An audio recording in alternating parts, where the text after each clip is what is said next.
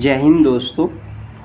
जो हमने एसएससी की टेस्ट सीरीज स्टार्ट की है, प्रीवियस ईयर पेपर सोल्व करने वाली जो टेस्ट सीरीज स्टार्ट की है, उसमें हमारा आज ये स्टेनोग्राफर 12 सितंबर 2017 वाला फर्स्ट शिफ्ट का पेपर है। इसको हम सोल्व करेंगे और इसका जो जीएस वाला पार्ट है उसी को एक्सप्लेन करेंगे। दोस्तों, एसएससी कहाँ से जीएस पूछता है, किस लेवल का जीएस पूछता है, साइंस कहाँ से पूछता है, उन चीज़ों को ध्यान में रखते हुए हम पेपर सोल्व करेंगे।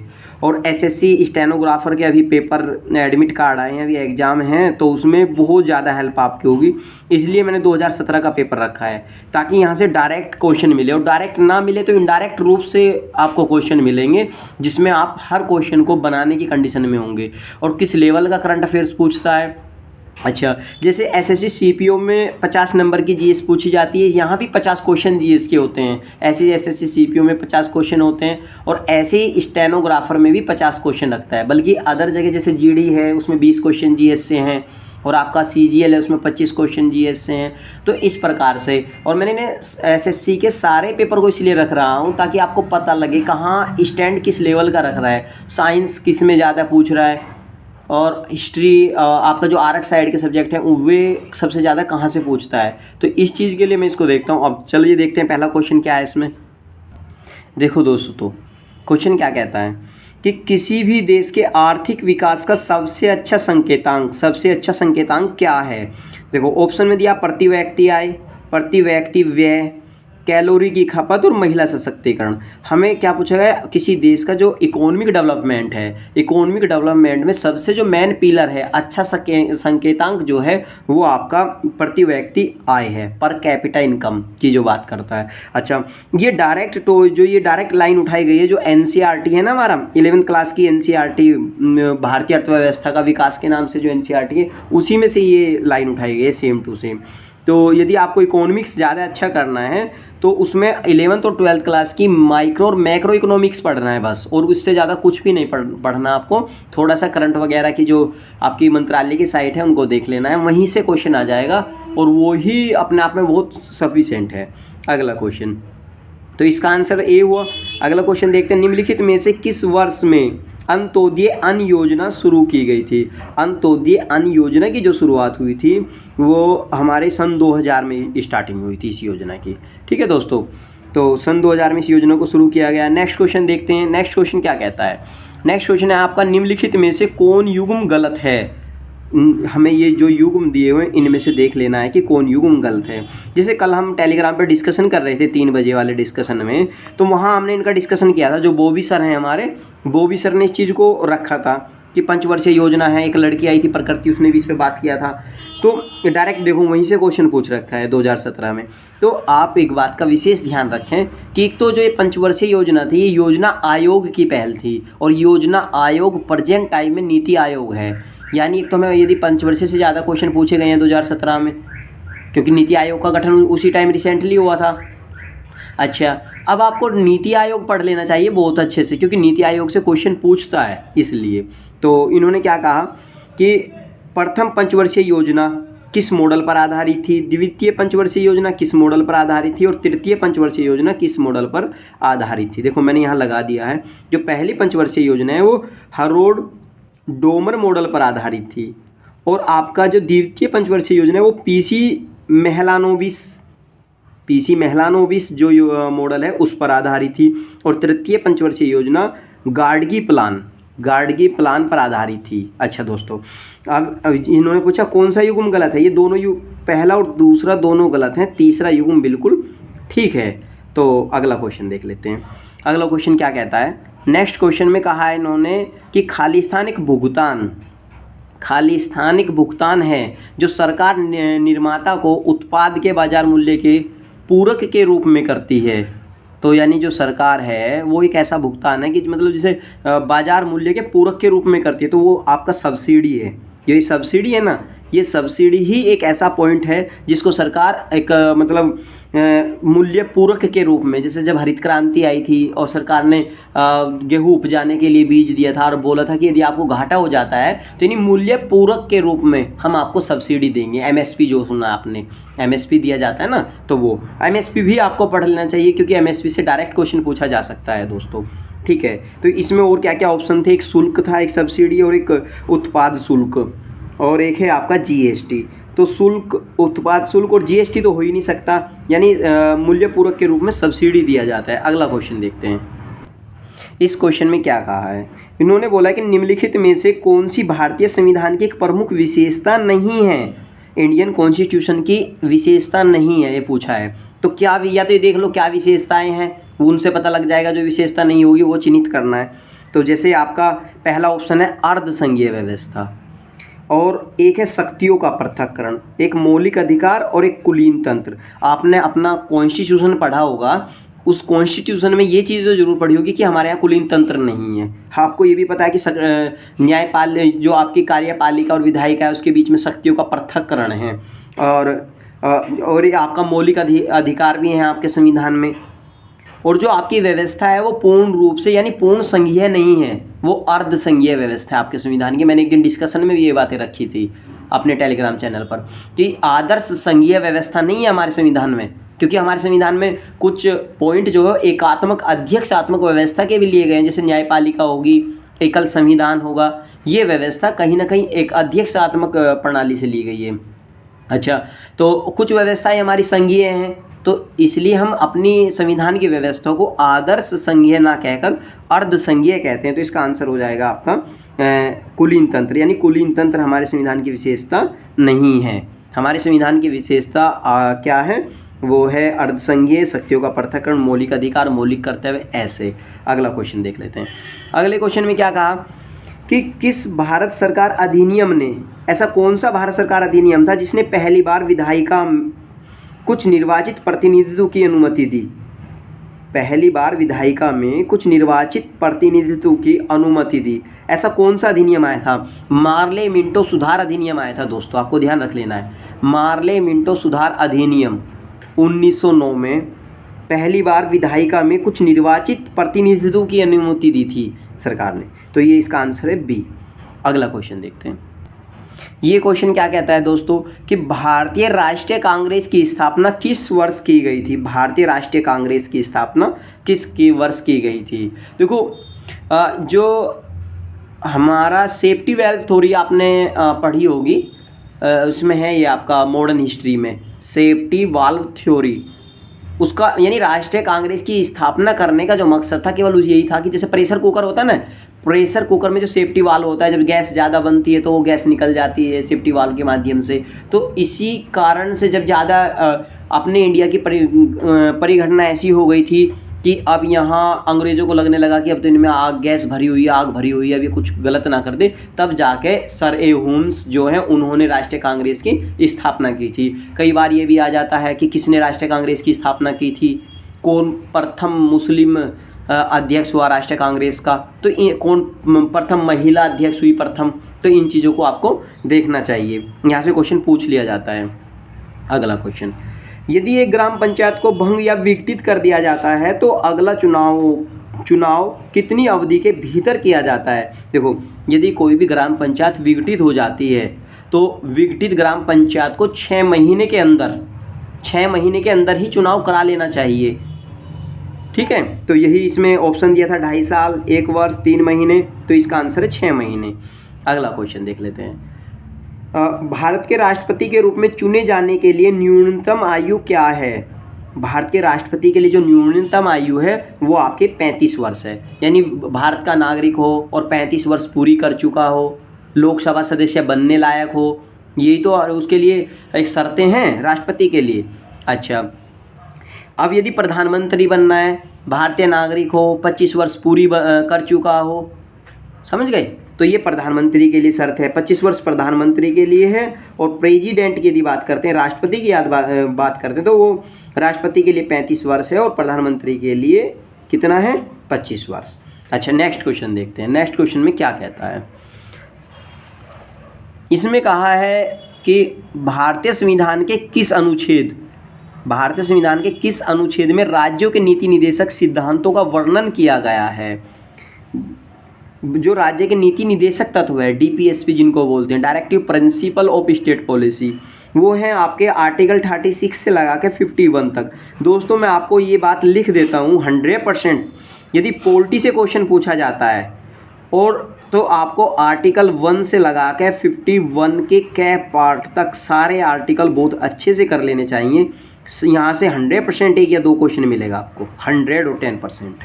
देखो भारत का राष्ट्रपति से, क्योंकि राष्ट्रपति 51 से स्टार्टिंग होता है, ये आपके डीपीएसपी आ गए, यहाँ से जरूर क्वेश्चन है, जरूर क्वेश्चन पूछा जाता है आर्टिकल 1 से और 51 के बीच में। अगला क्वेश्चन क्या कहता है कि मोहनजोदड़ो और हड़प्पा के खंडहर बताते हैं कि ये शानदार और सुनियोजित व्यापारिक शहर थे। कौन से शहर थे? व्यापारिक शहर थे। ना तो ये कृषि प्रधान शहर थे, ना ये धार्मिक शहर थे, ना ही ये किनारे के शहर थे। हाँ ये जरूर है कि ये सभ्यता सिंधु घाटी जो सिंधु नदी है उसकी घाटी में विकसित सभ्यता है, लेकिन ऐसा नहीं है कि ये शहर उसकी नदी के किनारे वाले शहर थे। तो ये एक व्यापारिक शहर थे, सुनियोजित और शानदार व्यापारिक शहर थे। ठीक है दोस्तों, अगला क्वेश्चन देख लेते हैं।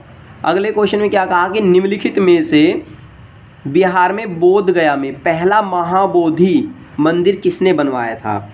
ये क्वेश्चन पूछने का काफ़ी इंपॉर्टेंट क्वेश्चन है।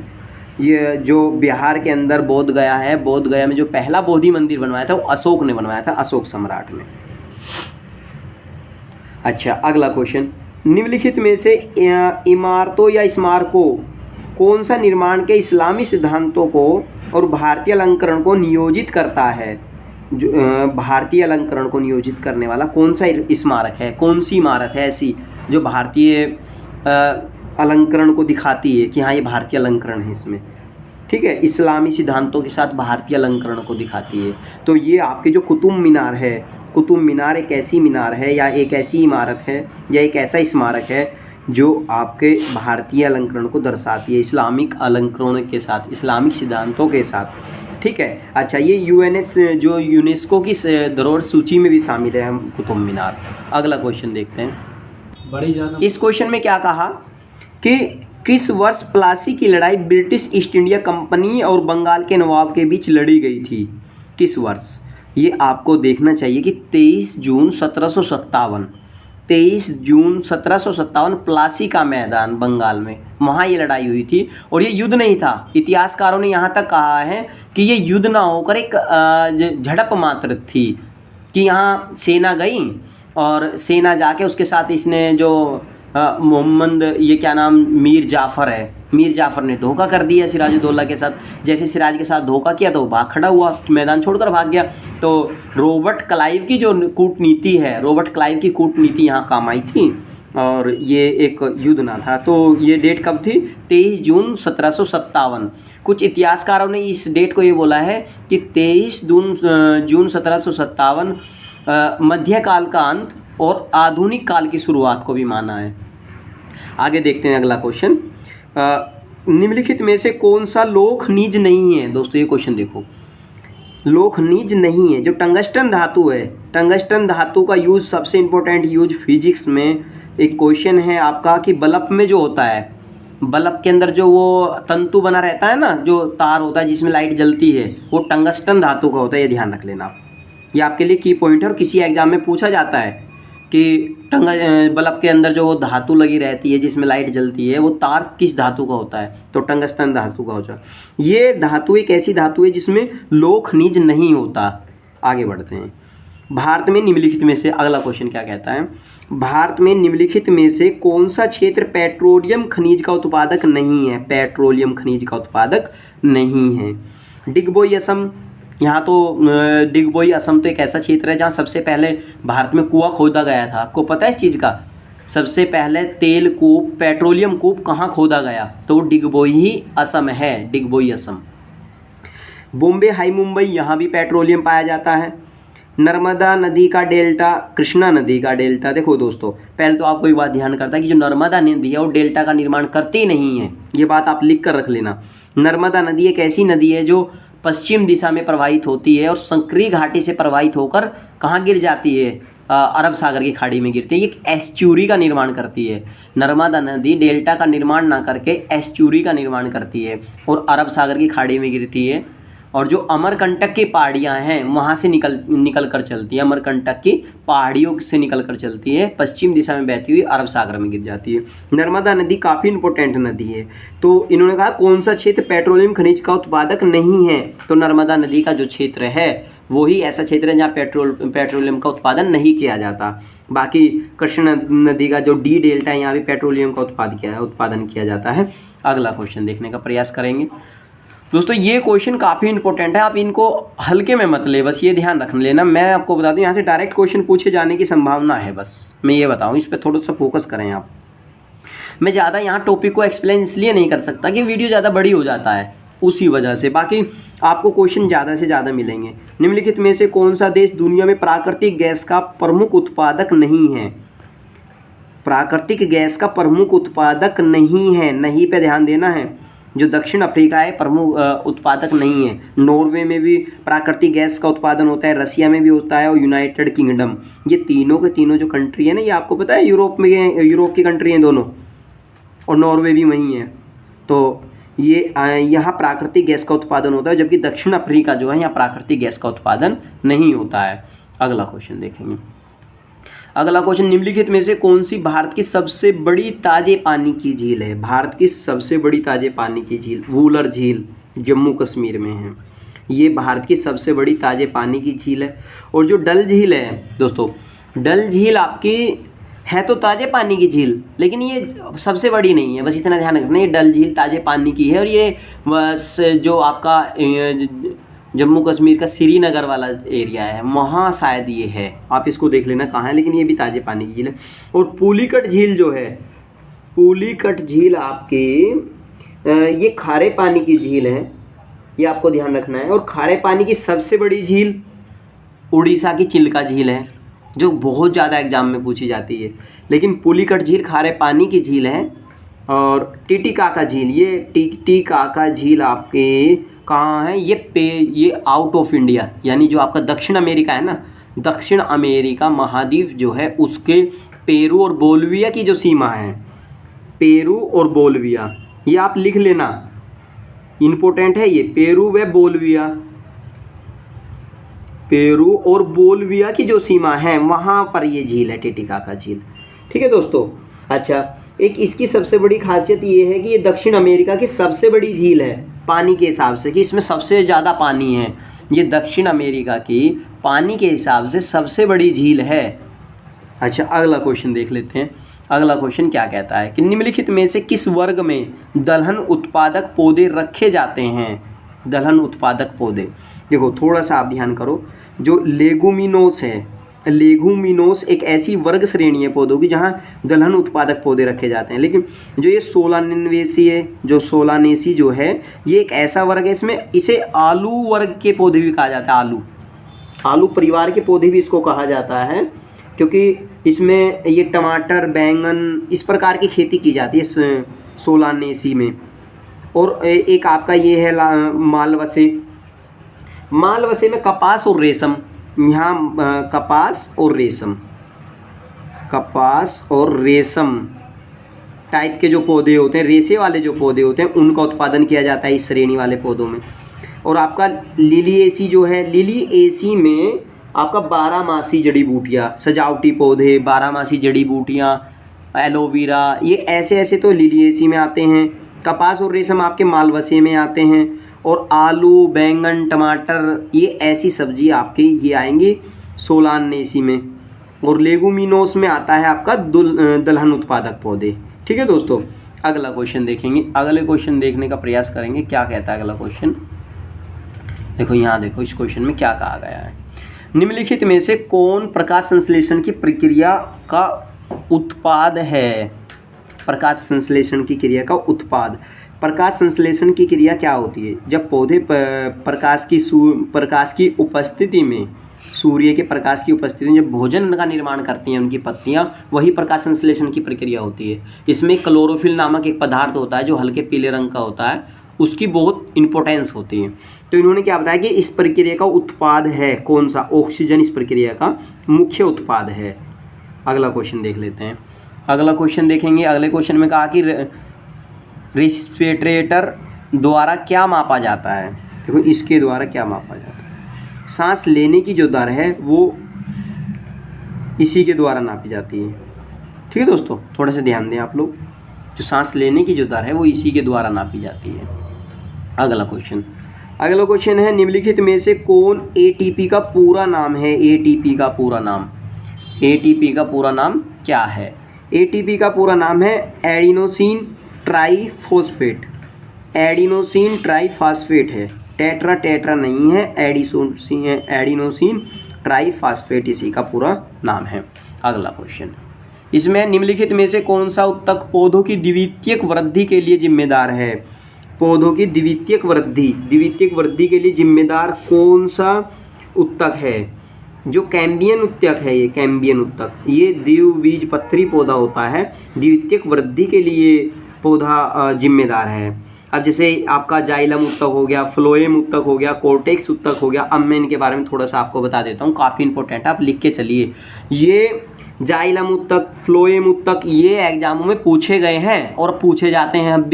अभी पैट में आया था जाइलम, ये फ्लोएम उत्तक, तो कभी जाइलम उत्तक पूछ लेता है। तो मैं बता दूँ, ये जो फ्लोएम उत्तक और जाइलम उत्तक है, जो जाइलम उत्तक है रसारोहण प्रक्रिया में भाग लेता है। पौधे की जो रसारोहण प्रक्रिया है उसमें ये भाग लेता है जाइलम उत्तक। और फ्लोएम उत्तक जो है कि जो पत्तियाँ भोजन का निर्माण करती हैं, पौधे के अंदर जब पत्तियां भोजन का निर्माण करती हैं तो उस निर्माण के जो पोषक तत्व हैं, जो भोज्य पदार्थ हैं, भोज्य पदार्थों को पत्तियों से लेकर पौधों के अन्य भागों में लेकर जाता है फ्लोएम उत्तक।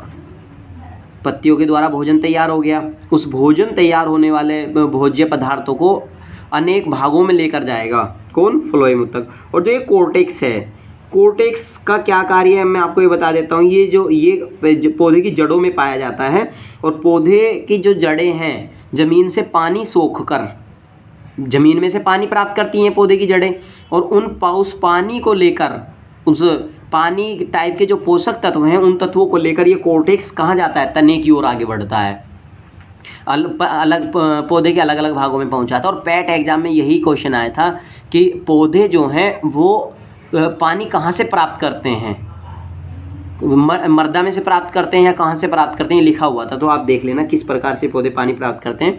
पौधे हमेशा पानी अपनी जड़ों के माध्यम से, पानी पृथ्वी से, मर्दा में से पानी प्राप्त करते हैं जड़ों के माध्यम से। ओके दोस्तों, अगला क्वेश्चन देख लेते हैं। अगला क्वेश्चन क्या कहता है। अगला क्वेश्चन है हमारा 74। इस क्वेश्चन में देखो क्या कहा गया है। क्वेश्चन है निम्नलिखित में से किसकी उपस्थिति के कारण पशु कोशिका और पादप कोशिका में अंतर होता है। देखो एक तो पशु कोशिका है और एक पादप कोशिका है, इन दोनों में कौन डिफरेंस करता है, किसकी उपस्थिति के कारण डिफरेंस होता है, राइबोसोम्स के कारण या किस कोशिका भित्ति के कारण या क्लोरोप्लास्ट के कारण या प्रोटोप्लाज्म के कारण, किसके कारण होता है। देखो क्लोरोप्लास्ट जो है ये पौधों के अंदर पाया जाता है। तो ये कहना कौन किस ऐसी क्या उपस्थिति है जो इनमें पशु कोशिका और पादप कोशिका में अंतर करती है, देख लेते हैं। तो इसका आंसर है आपका कोशिका भित्ति। कोशिका भित्ति एक ऐसी भित्ति है जो आपके पशुओं की जो कोशिका है और पादप कोशिका दोनों में डिफरेंस करती है, इसी के कारण अंतर पाया जाता है कोशिका भित्ति के कारण। मोस्टली राइबोसोम्स हैं, ये आपका जो मनुष्य कोशिकाएं हैं, मतलब जो मनुष्य जीव हैं उनमें पाया जाता है। क्लोरोप्लास्ट पौधों के अंदर पाया जाता है। तो कोशिका भित्ति एक ऐसी भित्ति है जो दोनों में डिफरेंस, अंतर पैदा करती हैं। अगला क्वेश्चन क्या कहता है दोस्तों। अगला क्वेश्चन है निम्नलिखित में से कौन सी विधि लोहे के तवे को जंग लगने से रोकने के लिए उपयुक्त है। ऐसी कौन सी विधि है जो लोहे के तवे को जंग लगने से रोकती है। आप देख लेते हैं कौन सी है। एक तो है तेल लगाना, पेंट लगाना, जिंक का लेप लगाना। ये सभी देखो, यदि हम लोहे पे तेल लगा के रखें या पेंट लगाएं या जिंक का लेप लगाएं, ये सभी ये इन तीनों को लगाने से जंग रुक जाएगा, ये देखेंगे। तो इनमें सभी का उपयोग कर सकते हैं। देखो कैसे, इसका जो 4 पार्ट है वो बिल्कुल ठीक होगा, क्योंकि आपको लोहे पे यदि आप तेल लगा के रखेंगे तो भी जंग नहीं लगेगा। पेंट लगाते हैं ना घर में, पेंट कर देते हैं, जो हमारे लोहे की चीज़ें होती हैं उनके ऊपर पेंट कर देते हैं तो भी जंग नहीं लगता है, इसके लिए तो पेंट करते हैं। और जो जिंक का लेप है ये भी लेप अपने आप में पेंट इसके लोहे के ऊपर जंग ना लगे, इसी कारण किया जाता है। ओके दोस्तों, आज के लिए इतना ही काफ़ी है। कल अगली वीडियो में मिलते हैं अगले 25 क्वेश्चन लेकर, क्योंकि यहाँ 50 क्वेश्चन स्टेनोग्राफर में जीएस से 50 क्वेश्चन पूछे गए हैं। यदि हम सारे के सारे क्वेश्चन एक ही वीडियो में करेंगे तो ज़्यादा बड़ी वीडियो हो जाएगी दोस्तों। इस अगली वीडियो में कोशिश करेंगे कि टोटल पेपर को सोल्व किया जाए। बाकी तब तक आप इसको ज़्यादा से ज़्यादा शेयर करें कि ज़्यादा व्यूज आए, और फिर मैं पूरे पेपर को एक ही वीडियो में लाने का प्रयास करूँ। और ये सीरीज आप जो ये प्रीवियस ईयर की सीरीज़ हमने स्टार्ट की है दोस्तों, ये सीरीज़ आपको बहुत ज़्यादा बेनिफिट देगी, आप मुझ पर बिलीव करना। और जो हमने यूपी SSC की पैट सीरीज चलाई थी उसमें से भी काफ़ी क्वेश्चन मिले हैं, वो तो बिल्कुल हमने 3-4 पेपर ही सोल्व किए थे, इसमें तो बहुत पेपर तब तक हम सोल्व कर लेंगे। आपको ज़्यादा से ज़्यादा क्वेश्चन मिलेंगे, आप विश्वास करना, डायरेक्ट मिले या इनडायरेक्ट मिले। थैंक यू दोस्तों, मिलते हैं अगली वीडियो में। ओके।